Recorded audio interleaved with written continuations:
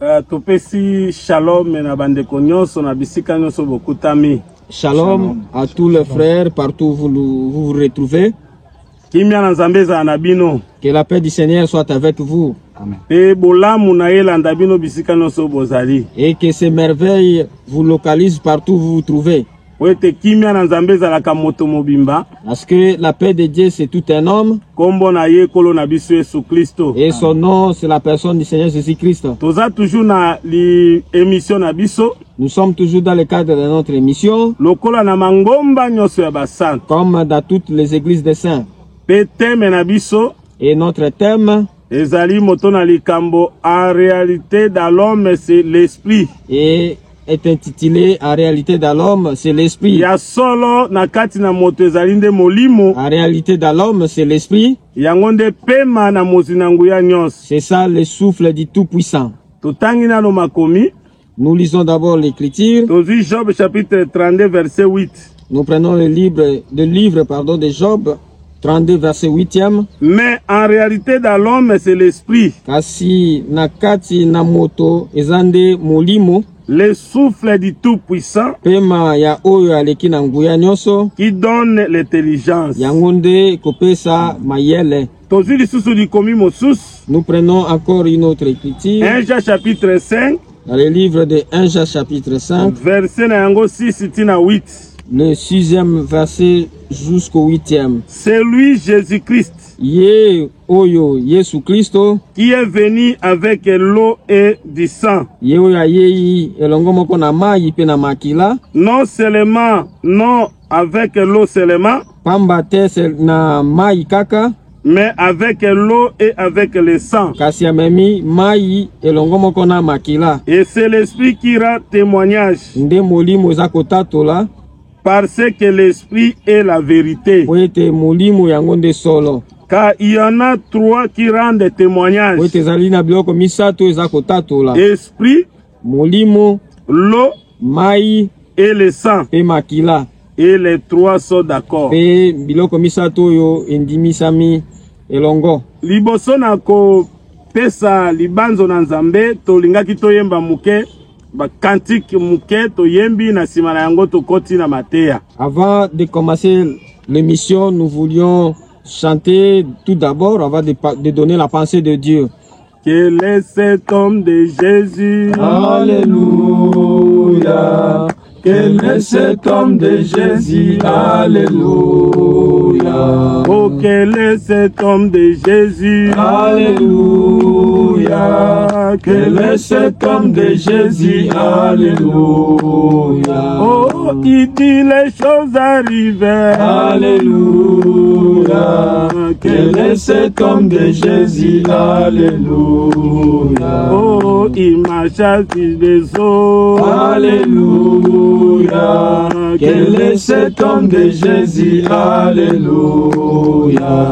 Mobaliwa na Yesu yende Nzambe. Mobaliwa na Yesu yende Nzambe. Yesu asekwisa Lazare yende Nzambe. Mobaliwa na Yesu yende Nzambe. Yemera lokumu ezonga solo epana Yesu na yebire alinginga. Ache loboko atelemisinga na lingie mingi. Sandola lokumu ezonga solo epana Yesu na yebire alinginga. Ate loboko atelemisinga na lingie mingi. Yango nakomi pe saka kolinga ye mingi. Nami pesa na Jesu yo nakomi pe saka kolinga ye mingi atakati na bapriere nakomi pesaka kolinga ye mingi ata pasi to minyoko nakomi pesaka kolinga ye mingi ya solo ekokomanga na mboka na lola nakokumisa ya solo ekokomanga na mboka na lola nakokumisa ya solo ekozonganga na mboka na lola nakokumisa o molimo nanga sanzola yawe molimo nanga molimo nanga sanjola yawe molimo nanga molimo nanga sanjola yawe molimo nanga Kolo apambola bino bisika nyonso bokutami na kombo na Yesu Kristo. Et Dieu vous bénisse partout où vous vous retrouvez au nom de Seigneur Jésus. Thème na biso ya mokolo ya lelo. Notre thème d'aujourd'hui, ezali ndenge touti koloba. c'est comme nous venons de le dire. Ya solo na kati na moto ezali nde molimo. En réalité, dans l'homme, c'est l'esprit. Pema na Nzambe. Le souffle du Tout-Puissant. Pema na moto na nguya nyonso. Le souffle du Tout-Puissant oye pesaka mayele. qui donne l'intelligence. Bien aimé pozwa mayele. Pour avoir l'intelligence, ifoza na molimo ya Nzambe. vous devez avoir l'esprit de Dieu. Mais poza na molimo ya Nzambe. Mais pour avoir l'esprit de Dieu, vous devez l'avoir chez Jésus. Lelo yo pona lingomba. Aujourd'hui pour l'église, tozali susu na besoin ya mosakoli moko te. Nous n'avons plus besoin d'un prophète. Le prophète tozana besoin na tango yo. Le prophète dont on a besoin à ce temps-ci, c'est notre Seigneur Jésus-Christ. Parce qu'aujourd'hui c'est lui-même qui parle avec l'église. C'est Jésus lui-même qui donne l'esprit à l'église.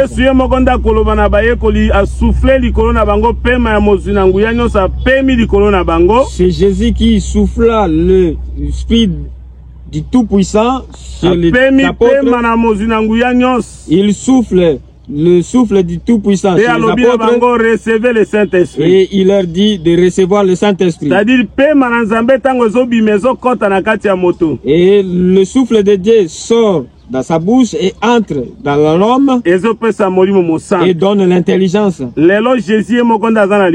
Aujourd'hui, Jésus lui-même est dans l'église. C'est comme la femme à perte de sang. Il a touché Jésus. Et quand Jésus partait chez la fille de 12 ans, et qui est l'image d'Israël, mais à la route, c'est nous qui sommes sortis. C'est nous, la femme à perte de sang. Nous avons touché Jésus, qui est la grâce de Dieu. Quand nous l'avons touché, il s'est tourné. Jusqu'à ce jour, Jésus converse avec nous. Il n'y a pas un intermédiaire de prophète. Jésus lui-même parle avec nous. Ce temps n'est plus à un autre prophète à part Jésus. C'est comme le malade qu'on avait apporté. On n'avait pas d'espace pour entrer par la porte. Parce que la porte terrestre, c'est Moïse. Et ce malade ne pouvait entrer par la porte terrestre. On devrait ouvrir les toits pour qu'on apporte les malades à travers les toits. Et quand on ouvre les toits, l'ouverture de la maison, et on a fait descendre les malades directement au devant de Jésus. Et c'est Jésus qui dira à ces malades, aujourd'hui, pour que tes péchés soient pardonnés, il faut croire en Jésus. Vous devez croire à Jésus. Sans passer par et sans passer par un intermédiaire. Pour croire en Jésus, aujourd'hui, pour croire à Jésus, il faut Éphésiens 4. Il faut Ephésiens 4. Les 5 dons ministériels. Ce que nous appelons les 5 dons ministériels. Les autres comme prophètes. Et c'est là où il a établi les autres comme prophètes. Docteurs. Les autres comme des pasteurs. Des évangélistes. Et des apôtres. Il faut passer par leur chemin. C'est le Seigneur Jésus. Aujourd'hui, le grand prophète, c'est la personne de Seigneur Jésus. Parce qu'auparavant, Dieu avait parlé à nos pères par les prophètes. Mais en ces temps derniers, il nous parle à travers le Fils. Hébreux chapitre 1 verset 1. Dans le livre d'Hébreux 1, lui, il nous parle à travers le Fils. C'est Jésus lui-même qui nous parle. Et Jésus qui est la parole de Dieu. C'est lui le Saint-Esprit. Même les prophètes qui avaient prophétisé, ils avaient prophétisé avec l'Esprit de Christ en eux. Parce que la Bible dit ceci, c'est poussé par le Saint-Esprit. Et les gens ont parlé de la part de Dieu. Et le Saint-Esprit qui avait animé les prophètes, et son nom c'est Christ. Et aujourd'hui, pour avoir le Saint-Esprit, il faut Jésus. Vous devez entrer dans Jésus. Basakoli basalaki na molimo na Kristo tozu 1 Pierre chapitre 1 verset 10 à 11. Pour aider les frères qui n'ont pas été avec nous auparavant, le livre de 1 Pierre 1 verset 10. Les prophètes qui ont prophétisé touchant la grâce qui vous était réservé ont fait de ces salis l'objet de leurs recherches et de leurs investigations. Voulant sonder l'époque et les circonstances marquées par l'Esprit de Christ qui était en eux et qui attestait d'avance les souffrances de Christ et la gloire dont elle serait suivie. Le prophète avait l'Esprit de Christ. Bien aimé, avant d'avoir l'Esprit, Jésus devait nous laver tout d'abord. Parce qu'un païen, un pécheur ne peut pas avoir le Saint-Esprit. L'Esprit de Dieu est saint. Il faut la personne qui le reçoit soit aussi saint. Voilà pourquoi Jésus a koya na mai. C'est alors que Jésus apportera l'eau, apportera le sang et viendra aussi avec l'Esprit. C'est alors que nous voulons vous démontrer aux temps anciens pour que les prophètes reçoivent le Saint-Esprit, les anciens aient le Saint-Esprit,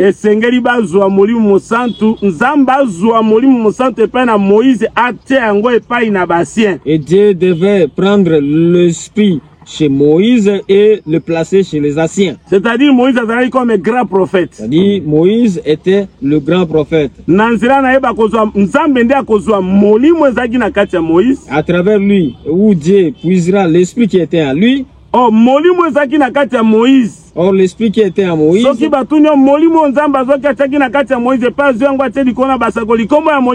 Et si on vous demande l'esprit que Dieu avait tiré de Moïse et a placé chez les anciens, quel est le nom?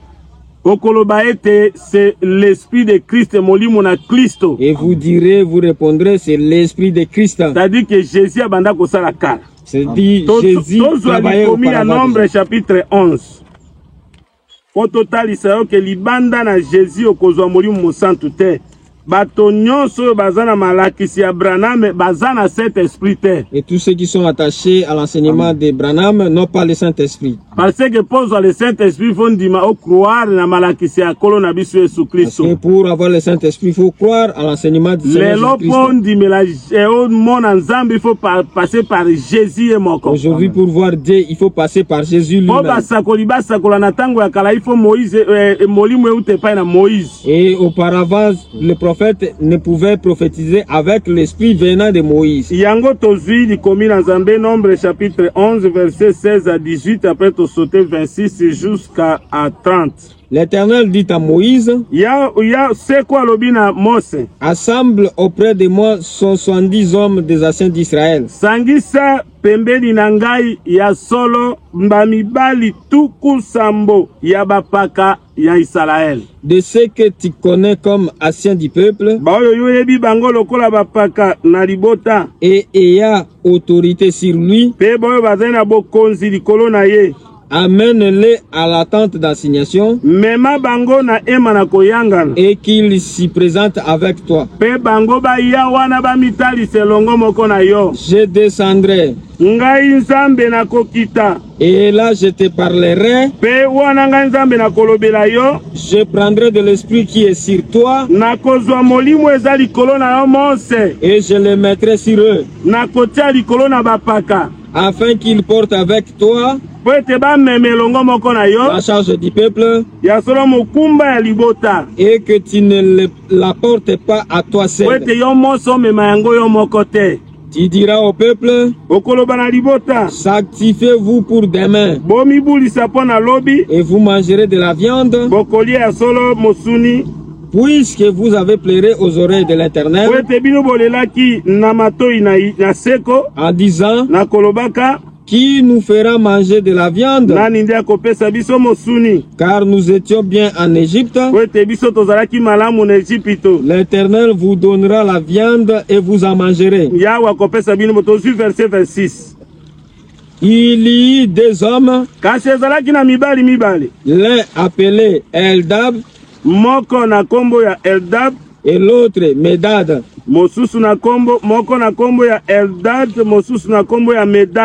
qui étaient restés dans les camps et sur lesquels l'esprit reposa, car ils étaient parmi les inscrits, quoiqu'ils ne fissent point aller à la tente, et ils prophétisèrent dans le camp. Un jeune garçon courut l'annoncer à Moïse et dit, Eldad et Medad prophétisent dans les camps. Et Josué, fils de Nun, serviteur de Moïse depuis sa jeunesse, prit la parole et dit, Moïse, mon Seigneur, empêche-le. Moïse lui répondit, es-tu jaloux pour moi? Puisse tout le peuple de l'Éternel être composé de prophètes?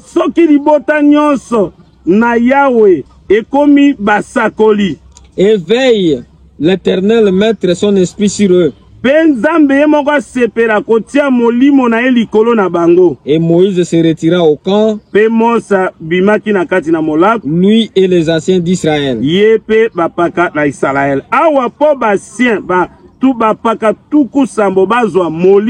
Ici, pour que les anciens, 70 anciens aient l'esprit, Dieu doit d'abord mettre son esprit dans Moïse. C'est alors qu'il prendra de Moïse pour mettre chez les anciens. Il restera deux en dehors dans les camps et n'étaient pas rassemblés avec Moïse dans la tente d'assignation et prophétiseront dans les camps.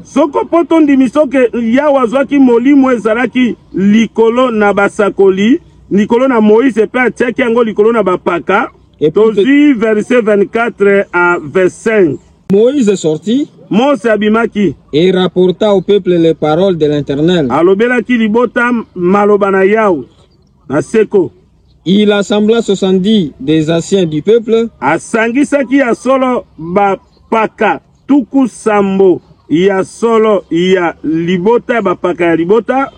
et les plaça autour de la tente.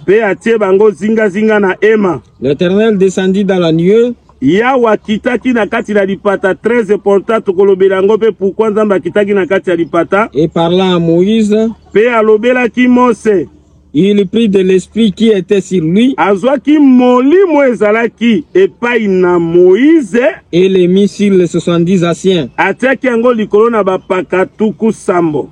Et dès que l'esprit reposa sur eux, tango molimo ekiti likolo na bango, ils prophétisèrent, basakolaki, mais ils ne continuèrent pas. Kasi bakobaki te. C'est-à-dire pona bango bakosakola eza na tango moko bakosuka. Pour eux, ils vont prophétiser, mais à un temps, ils vont se limiter. Eza pe lokola les 3 amis à Job. Ici, c'est comme les 3 amis de Job. Et leurs paroles devaient s'achever. C'est aussi le temps des prophètes. Les prophètes devraient terminer le travail. Parce que Moïse est la ligne qui conduit pendant la nuit. Mais qui conduit avec les autres étoiles. Et les autres étoiles, ce sont les prophètes. Selon la loi de Moïse. Et tous prophétiseront c'est alors que Dieu a pris l'esprit chez Moïse. Et il les a placés. Vous verrez qu'un prophète était au temps de Jésus. C'est lui l'étoile. Et qui montrait même là où le fils était né. Et la nuit, cette étoile a conduit les mages chez les fils. Et en arrivant des mages, l'étoile a disparu. Oh, l'étoile qui est apparu lorsque l'enfant est né. Et son nom c'est Jean-Baptiste. C'est lui qui a montré. Quand il a montré, il devrait disparaître.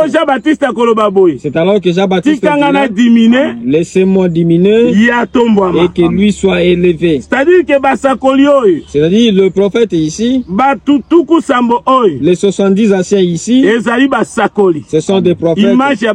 L'image des prophètes et qui ont prophétisé ensemble avec notre Seigneur. Pourquoi sont-ils 70? Parce que et tous prophétisent pour le royaume des cieux. Chiffre à royaume. C'est le chiffre du royauté. De la royauté. C'est le chiffre 70. Et c'est le chiffre 70. Pour d'autres qui nous suivent, nous prenons le livre d'Ésaïe. 23e verset, chapitre 23. Verset 15. 15e verset. Ok.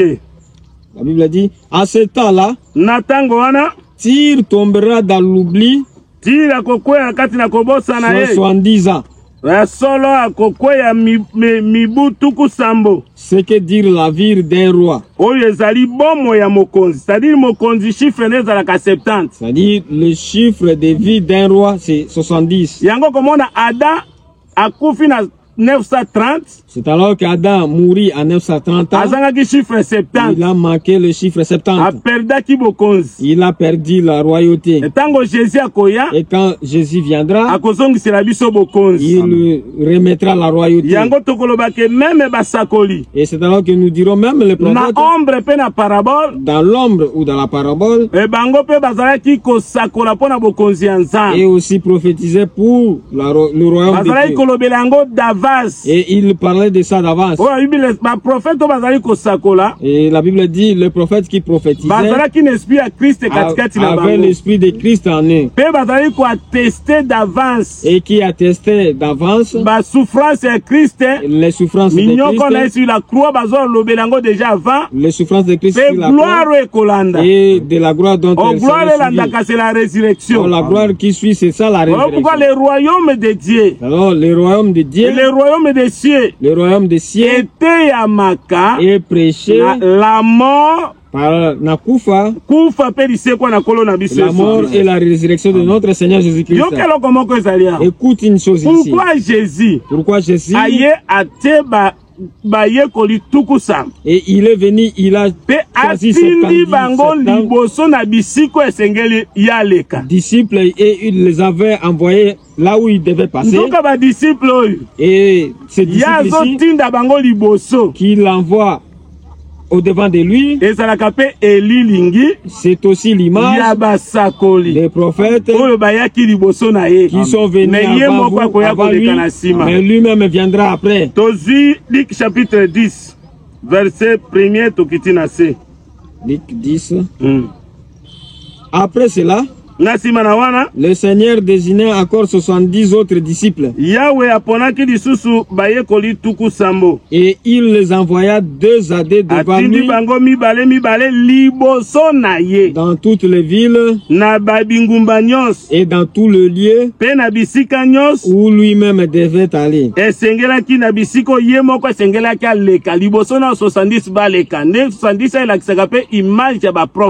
Et 70 démontre l'image des prophètes. Ok, soko kitina se ozi verset komona ke otangi bakote ya pona tina na bokonzi na nzambe. Et en descendant, mais tozoki na kaka chiffre 70. Nous avons seulement retenu le chiffre 70. Pona kotalisa ke ba 70 anciens, pour démontrer que les 70 anciens, oyo molimo na nzambe ye moko zu molimo ya oya chaki na kati ya Moïse akaboli yango epa na batuku sam. Où Dieu a pris l'esprit qu'il avait déposé chez Moïse, le déposa chez les 70 anciens. Mais il y avait d'autres qui n'étaient pas dans la tente. Il y avait 2. Bien aimé, sokomoni motomoko azote à quelque part. Et si vous voyez quelqu'un prêcher quelque part, en dehors de l'assemblée de Moïse, et cette personne est Jésus-Christ, vous prêcherez le peuple après. C'est d'abord la personne du Seigneur Jésus-Christ. Eldad devait démontrer le bien-aimé de l'Éternel. Et si vous descendez, ils étaient en 2. Pourquoi sont-ils en 2? Oh, la loi est venue par Moïse. Mais la grâce et la vérité sont venues par Jésus-Christ. Jésus-Christ a double. Jésus-Christ est double. Lui-même la grâce. Vérité. Lui-même la vérité. En d'autres termes, et en d'autres termes, Joseph. Jésus lui-même est Joseph. Oh, Joseph vient de grâce. Et or, Joseph démontre la grâce. Et lui-même la grâce. Lui-même est Benjamin. Or, Benjamin lui-même c'est la vérité. Or, la vérité c'est lorsque Dieu a dévoilé sa face. Et c'est alors que Joseph dira, pour que vous voyez encore ma face, il faut que le dernier, le cadet vienne. Or, le dernier qui est Benjamin la vérité. Démontre aussi la vérité. Parce que Jésus lui-même démontre Joseph. Lui-même aussi Benjamin. Et les 10 et les 10 autres démontrent le temps de la loi. Alors que vous verrez Moïse et les 70 anciens et démontrent tout le temps de la loi. Mais Eldad et Medad démontrent Jésus. Et en d'autres termes, Jésus est aussi double. Lui-même la manne du 6e jour. Or, le 6e jour, on doit double portion. Tirer la double portion de la manne.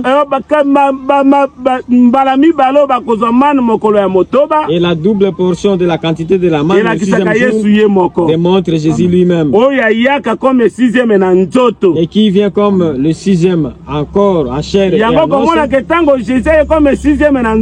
Et vous verrez comme Jésus est venu 6e. Il devait mourir. Quand il mourra, il traversera la nuit.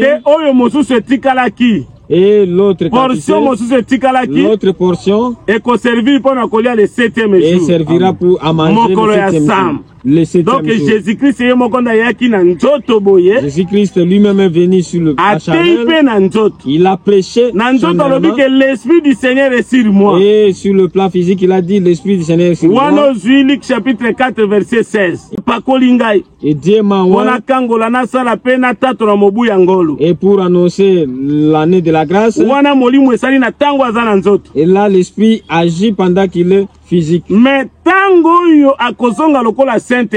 lorsqu'il va retourner comme le Saint-Esprit, lui-même est Saint-Esprit, ouvertement du Père. Et il nous parlera ouvertement du Père. Explication. Alors qu'il donnera l'explication. Et pour avoir le Saint-Esprit, il faut Jésus à Koufa. Jésus doit mourir. S'il ne meurt pas, toi tu ne peux pas avoir le Saint-Esprit. Et quand on va tirer l'esprit chez Moïse, et on distribue aux 70 Jésus, mais pour Jésus, il ne fera pas ainsi. L'esprit sortira seulement en lui. Directement, et chapitre 20 va s'emparer. Et ça va s'emparer de Jean chapitre 20, verset 20. 23. Et quand il y dit cela,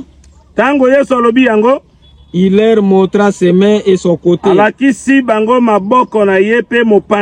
Les disciples firent dans la joie en voyant le Seigneur. Jésus leur dit de nouveau, la paix soit avec vous. Comme le Père m'a envoyé, moi aussi je vous envoie. Après ces paroles, le souffle du Tout-Puissant il souffla sur eux et leur dit, recevez le Saint-Esprit. C'est à qui vous pardonnerez le péché, ils leur seront pardonnés. C'est à qui vous les retiendrez, ils leur seront retenus. Et tout celui qui a crié à Branham, tous ses péchés ne sont pas pardonnés. Et aujourd'hui c'est Jésus lui-même qui dit, recevez le Saint-Esprit.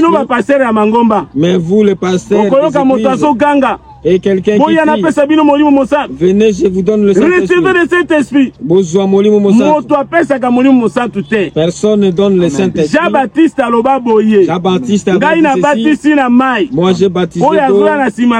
Et celui qui vient après moi, lui c'est lui qui baptisera de l'Esprit.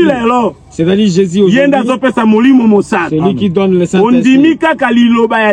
Vous acceptez seulement la parole de Jésus. Il est prêché par les 5 dons ministériels. Vous croyez à cela et que vous êtes baptisé, vous recevrez le Saint-Esprit. Ici c'est Jésus lui-même qui souffle. Il n'avait plus tiré chez quelqu'un. L'Éternel avait placé son esprit chez Moïse. Après il a retiré chez Moïse pour distribuer chez les anciens. Mais pour Jésus, l'esprit ne passera plus par un homme, viendra directement de Jésus et entra chez le disciple. Alors pour avoir le Saint-Esprit, vous devez écouter la parole de Jésus. L'enseignement de Branham ne peut pas donner le Saint-Esprit. L'enseignement de Kimbangu ne peut pas non plus. Et de tous les grands prophètes que vous écoutez dans ce monde, la parole, l'enseignement qui va donner le Saint-Esprit, c'est la parole de Jésus. C'est ça l'évangile éternel. Partout vous êtes, et nous disons ceci, pour avoir le Saint-Esprit.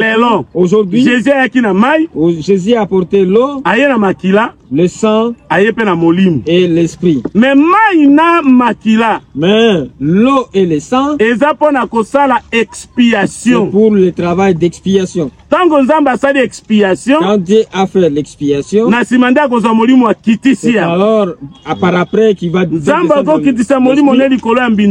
Dieu ne peut pas descendre son esprit dans un corps. Jean chapitre 7. Alors dans le livre de Jean chapitre 7, verset 37, dans le verset 37 jusqu'à 39, Jésus dira pour avoir l'esprit, lui doit être glorifié. Or, être glorifié, il devait mourir. S'il meurt, c'est alors après il montera et descendra pour habiter chez nous.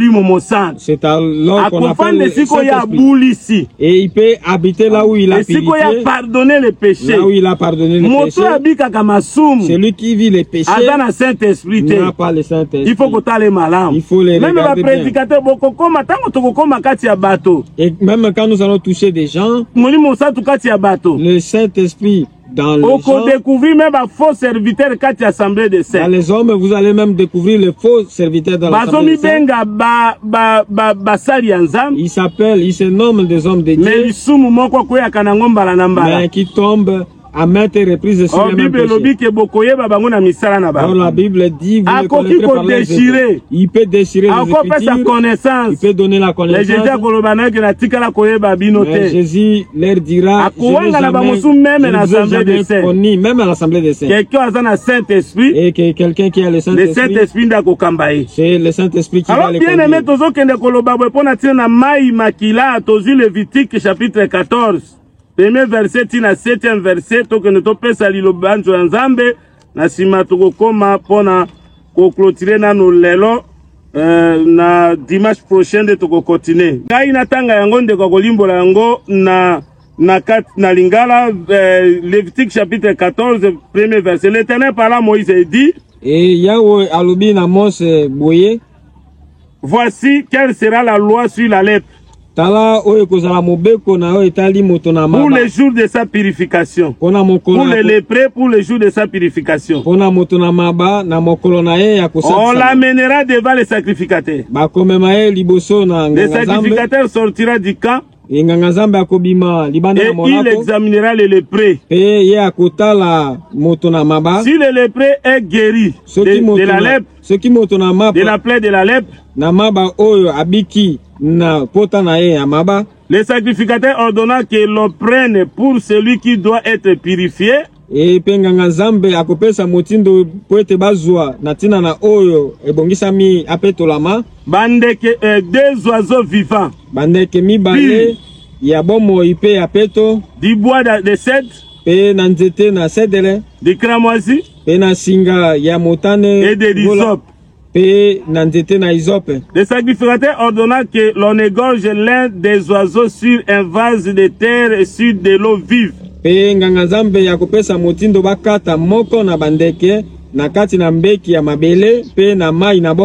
Il prendra l'oiseau vivant, les bois de cèdre, les cramoisis et l'hysope. Et il les trappera avec l'oiseau vivant dans le sang de l'oiseau égorgé sur de l'eau vive. Ok, il en fera cette fois l'aspersion sur celui qui doit être purifié de la lèpre. Oui, il le déclarera pur. Et il lâchera dans les champs l'oiseau vivant. Un petit mot, qu'est-ce que nous voulons dire? Et ici nous allons revenir encore avec plus de détails le dimanche pour que vous ayez encore la sorte de nous suivre. Celui qui a la lèpre, il doit être purifié. Or, la lèpre typifie les péchés. Nous tous nous avions été péchés à travers Adam. Adam a été chassé hors du camp. Et nous tous nous étions devenus des lépreux en dehors du camp. Et nous devions être purifiés. Pour être purifié, on devrait prendre des oiseaux.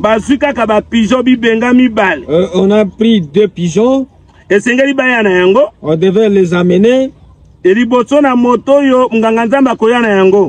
au devant de cette personne qui a la lèpre. Mais il y aura un vase de terre. À l'intérieur de ce vase, on mettra de l'eau vive. On prendra l'oiseau, on l'égorgera. Et on va verser son sang dans l'eau vive. Là, nous voyons l'eau vive. Nous voyons aussi le sang. Jésus est venu avec l'eau. Il est venu aussi avec le sang et avec l'esprit. Un oiseau sera mort, mais un autre restera vivant. Mais nous allons te démontrer que l'oiseau vivant, c'est toujours la personne du Seigneur Jésus-Christ. Il est mort quant à la chair, mais il est vivant quant à l'esprit. Et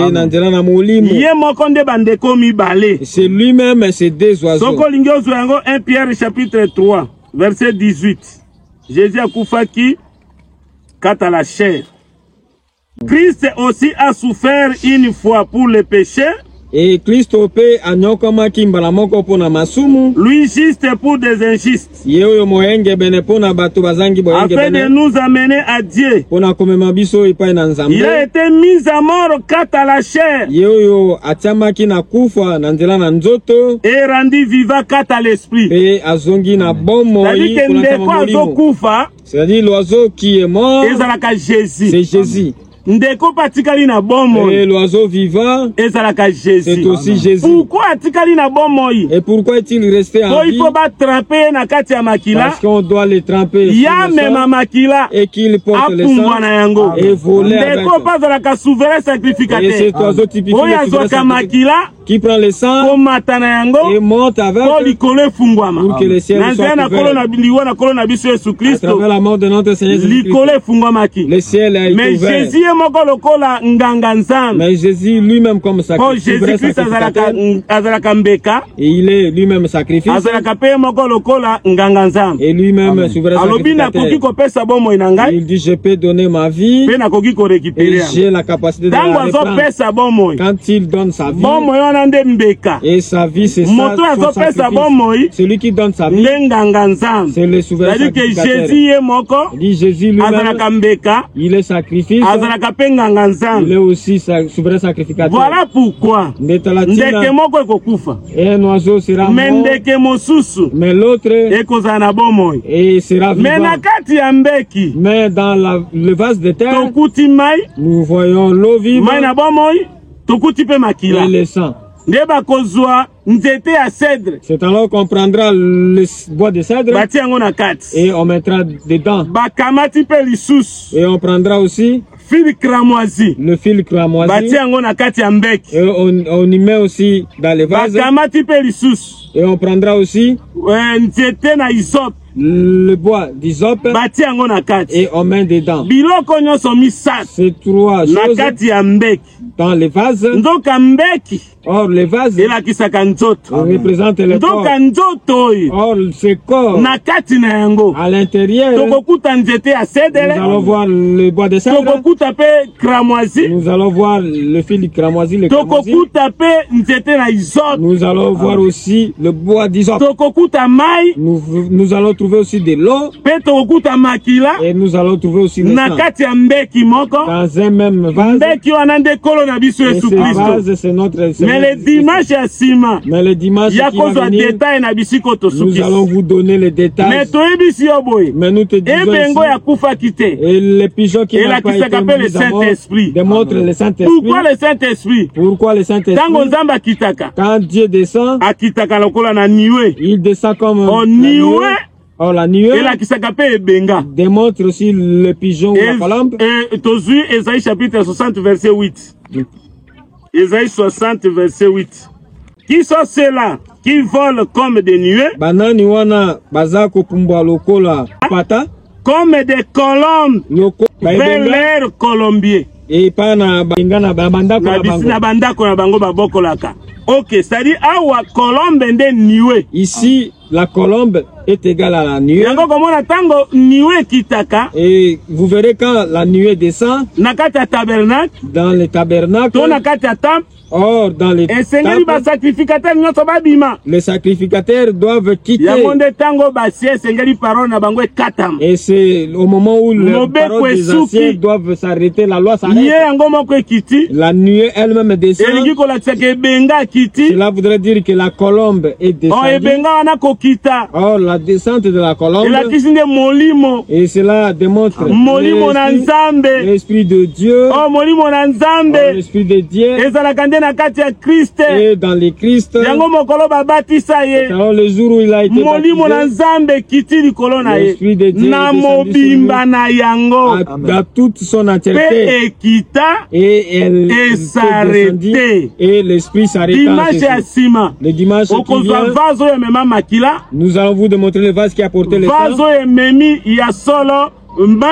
et le vase qui a porté l'eau, le bois de cèdre, et qui a porté le bois d'hysope, et qui a porté cramoisi.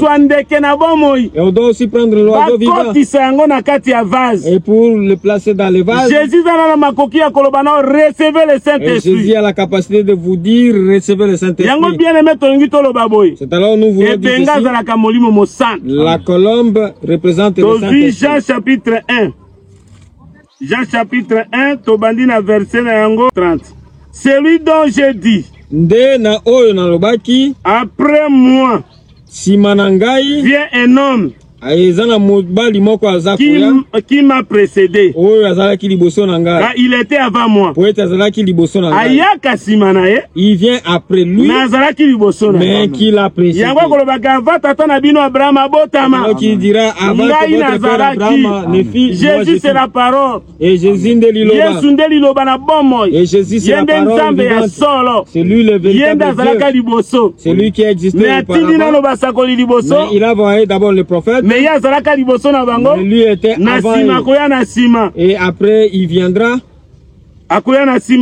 Et il viendra après eux. Jean-Baptiste Alobiboy, je ne le connaissais pas. Naïba qui était. Mais c'est afin qu'il soit manifesté en Israël. Et je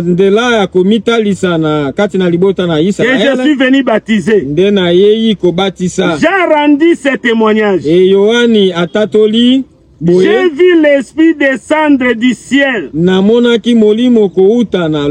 comme une colombe et s'arrêter sur lui. Et l'esprit qui mouvait sur les apôtres, mais en arrivant chez Jésus, s'arrêta et descendit. Et l'esprit s'arrêta. Pour avoir le Saint-Esprit, vous devez croire à Jésus. Il faut entrer dans Jésus. Non enseignement à Branham. Non avec l'enseignement à Kimbangu. De Kimbangu.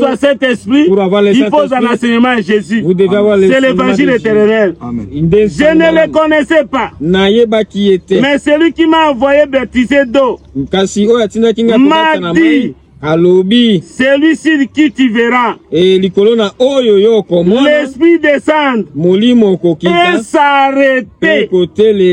C'est celui qui baptise du Saint-Esprit. Et j'ai vu et j'ai rendu témoignage qu'il a le Fils de Dieu. Donc or le Fils de Dieu. Aujourd'hui, pour croire, Jésus. Vous devez croire à travers Jésus. Le prophète ont précédé.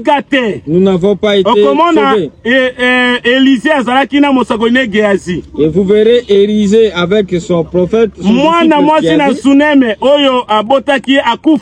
Et l'enfant de Sunem avait était mort. Tango Élisée a tindi Géasi na bâton. Élisée a envoyé Géasi avec le bâton. Géasi a koti na ndako. Et Géasi est entré dans la maison. Porte polele. Et la porte était ouverte. A koti. Il est entré avec son bâton. C'est tout le temps de Moïse. Et où nous n'avons pas été sauvés. Mais quand Élisée lui-même viendra, il entrera et refermera la porte après lui.